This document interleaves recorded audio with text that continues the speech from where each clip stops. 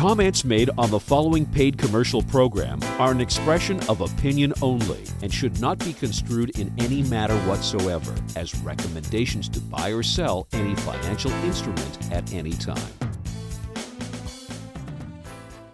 Welcome to the Money and Wealth Show.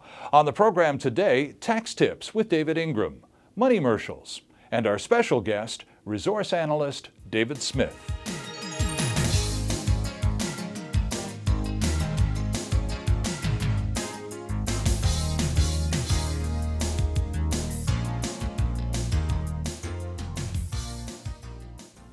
Welcome to the Money and Wealth Show. I'm Sterling Fox, and our special guest this week is resource sector analyst David Smith. Welcome to the show, David. Glad to be here, Sterling. Good to have you with us.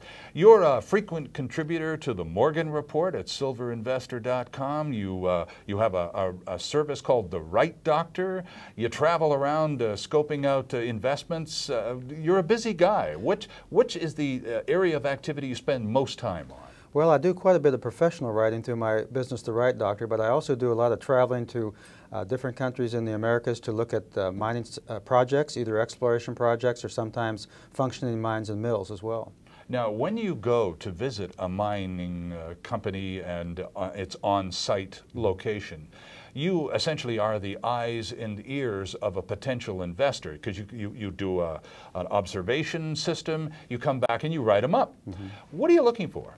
Well, I'm looking for a business plan that is something that people can understand, that looks like it's going to work, that is showing that it's working, especially if it's a producer.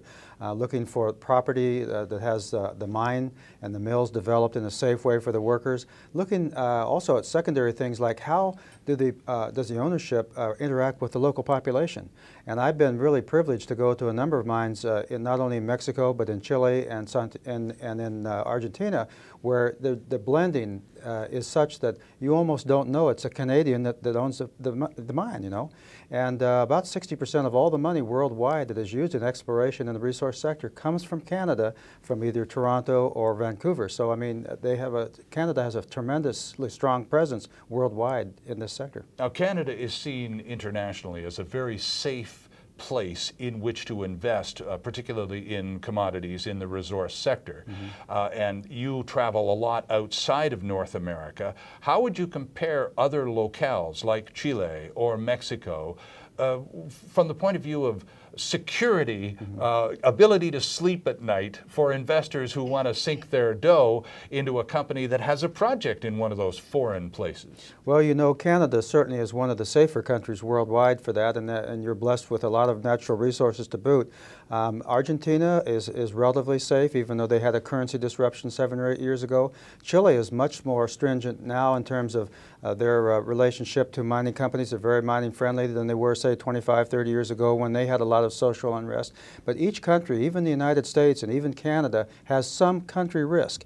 The rule of law is very strong in our two countries, mm-hmm. but sometimes they can add taxes that come out of nowhere or things like this which can make the mining a little bit less profitable. For example, in the United States, they're trying to rewrite a mining law that was done in the 1870s, and if they rewrite that and basically charge the miners to use the government land, that could really cause some serious disruptions in the mining sector for the United States. Now, is that, just to pick up on that, that would be then similar to the way they treat the forest industry right now. If you log on government land, then there is a fee attached to it. Do mines not have that fee at present? In the past, they've had to pay for mineral rights, but they've had basically enabled them to work on government property without paying some kind of a royalty. Oh, okay. And so some of the, the members of Congress are looking at this ways to raise more revenue.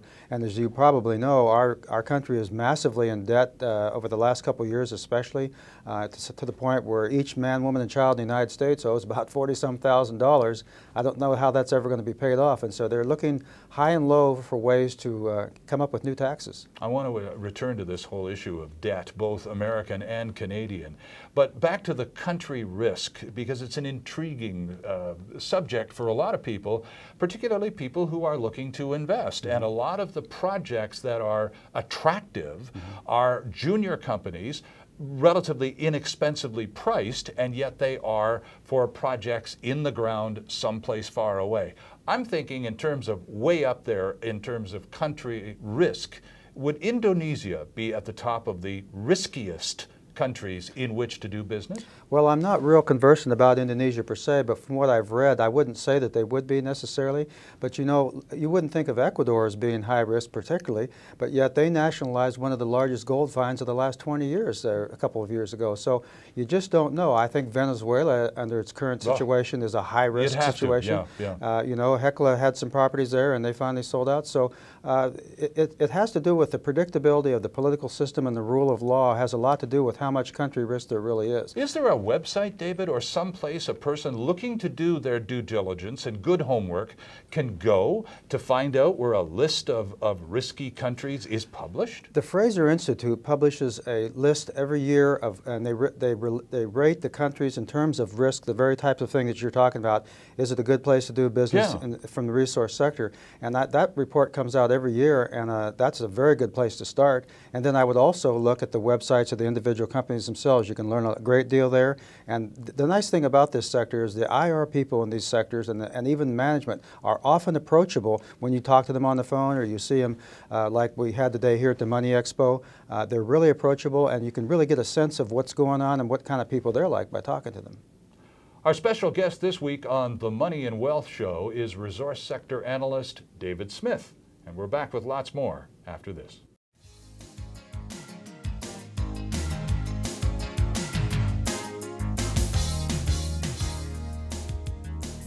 Good afternoon.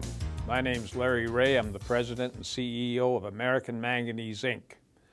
I'm here to tell you today that American Manganese could possibly bring in the lowest cost electrolytic manganese metal mine in North America. It'll be the first one in the past few decades. What is manganese? Well, you can't have a steel industry without manganese. If you don't have manganese, you don't have steel. If you don't have steel, the world stops. North America has no manganese. We depend on our neighbors and other countries to import our manganese, and it just doesn't make any sense we don't exploit the resources in our own country. So I'm here to tell you that we are moving ahead with the feasibility study, we're moving ahead with the environmental studies, and we're moving ahead with a massive drill program in order to build the American Manganese, Inc. into the first primary electrolytic manganese producer in the United States. Please visit our website at americanmanganeseinc.com or call us at 604-531-9639. Thank you.